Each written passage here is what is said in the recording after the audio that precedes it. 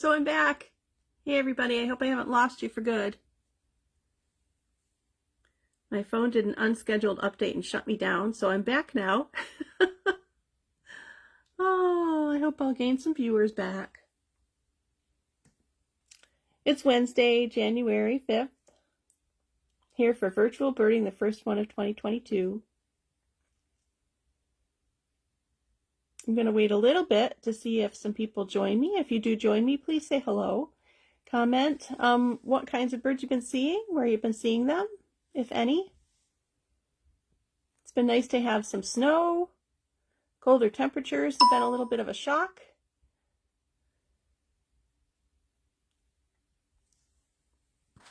So today I was talking about a bird that I had seen. A friend of mine had asked me about whether ospreys would be around here still.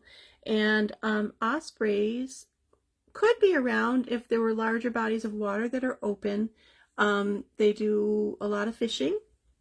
And there are eagles here and there are other large birds, but I think the bird that she saw may have been the bird I saw yesterday. It has the same kind of color markings as an osprey, but it has a different shape and it hunts in a different place. So usually when I see an osprey, it'll be sitting on a telephone pole or high up in a tree near a large open body of water. This bird that I saw yesterday was not near water. There was no large open bodies of water for it to hunt in right there. There was one nearby, but it was mostly open farm fields. And this is a larger bird, larger hawk, that took off from a branch in a tree and tended to hover over the farm field to hunt. So I had to narrow that down. I know that there are a few birds that will hover. A northern harrier will hover, but it wasn't colored like a northern harrier. And many of them have flown south of us since we've gotten some snow cover. And kestrels will hover, but an American kestrel also would have migrated by now, and they're much smaller. So this bird, when I looked it up, turned out to be a rough-legged hawk. And let me show you if I can figure out how to flip my screen. Here it is. Let me show you what a rough-legged hawk looks like. This is an adult light morph, I believe.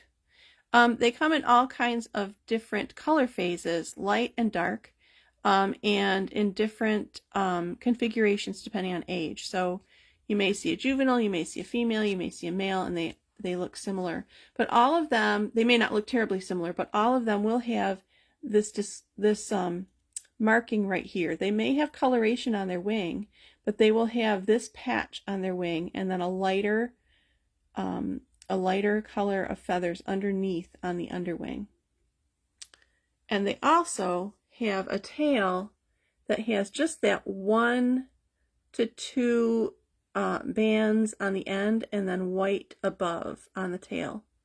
So here you can see this bird has more coloring here, but it still has that dark patch right there on each wing underneath with the light feathers on the outer band. You see that? So the bird I saw, I believe, well, it looked a lot like this bird. It had a darker head, but it was definitely lighter in the wing. So it had the darker head of that bird, but the wing look of this bird, lots of white underneath with those dark patches. And the rough-legged hawk breeds in the tundra in northern Canada and Alaska. They feed mostly on voles and lemmings up there. And then when they come down here, they're also eating smaller rodents like voles, moles, shrews, maybe squirrels, that kind of thing. So I was so excited to see a rough-legged hawk yesterday. Has anybody else been seeing, hi Colleen, has anyone else been seeing some hawks or owls around?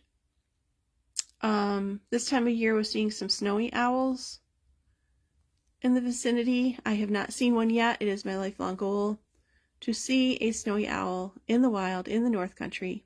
So I'm just going to scroll down here because I want to show you too. All About Birdsight is great because they they offer so many resources for birders, and on each page when you look up the species at the bottom, they will compare the bird with similar species. So there are other birds that you might see that are the same kind of size or might display the same kind of behavior but are not the same bird. So on the bottom, this has a comparison with a red-tailed hawk, which we see all year here, often along highways.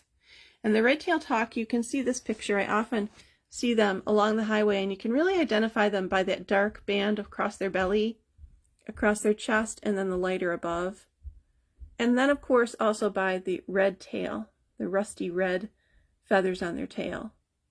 So that would set them apart from the rough-legged hawk. They have markings like the rough-legged hawk on their wings, but not the patches of dark and that spot on the wing. So that's a red-tailed hawk, and they also have that reddish tail, which the rough-legged hawk does not have. And then the northern harrier is hunts similarly. It will hover and it will flap over the field and then stop to hover and look for food. But you'll notice that the body on the northern harrier is quite much slimmer.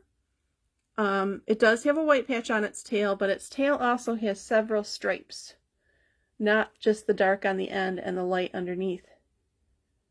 And also look at the head. The head on the harrier is kind of owlish looking. It's more broad than the rough-legged hawk. So all of those things, the shape of the head, the proportion of the wings, the behavior, the coloration of the tail and wings, all those things can help you identify the bird from a distance. It's really important always to carry with you, which I don't always, and I always curse myself. When I see a bird like this, I didn't have my binoculars with me or a good camera. I did turn around on the road and kind of pull off the road and park to watch it. But you want to be cognizant of disturbing these animals because they're conserving their energy for winter. And if we're making them fly away from us, we may be deterring them from prey, having them use their energy unwisely. So I also wanted to show you some of these other pictures. Let's see if we could see some of these up close. Sorry about my ineptness with technology here, but I did want to show you the pictures from allaboutbirds.org. There's lots more information on the site. I encourage you to go there and learn all about the birds that you're seeing and birds that you're interested in. Oh, Joyce, that's great. Colleen and I are still looking. They are around. And again, in the rough-legged hawk is named because it does have feathers that go all the way down over its legs. So you don't have a clear, sharp view of its legs when it's perched. This gives a good picture of the tail, where you have that white patch above a darker area on the end of the tail. And this shows the rough-legged hawk's rough legs with the feathers that go all the way down. They don't often perch on the ground, mostly in trees, on telephone poles up high. And again, they do that hovering behavior. There is a video with that behavior right here. Let's see. I'm going to show this to you so you can see what it was doing. So it'll flap and glide, and then it'll hover, just like this, above the field, looking for those mice and moles and voles to eat. Something good. It'll flap a little bit, and then it'll choose a place, and it'll just hover over the field. There you go. Good look at its wing from above and below. So if you see a bird that makes you think, oh, osprey, because it's kind of black and white looking, take a good look. If it has those wing patches underneath, it's hovering over a field, it's got broader wings. An osprey has more V-shaped wings. It could be a rough-legged hawk.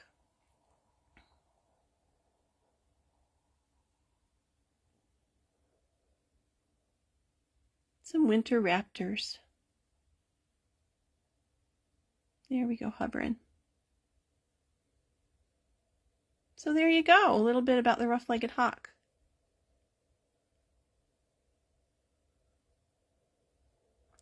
So as you're out and about, do keep a lookout for those winter migrants, those winter eruptors, the snowy owls, the rough-legged hawks.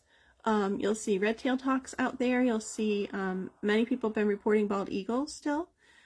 Eagles will hang around if there are carcasses or like deer or cattle carcasses or open water. They'll still be around here hunting.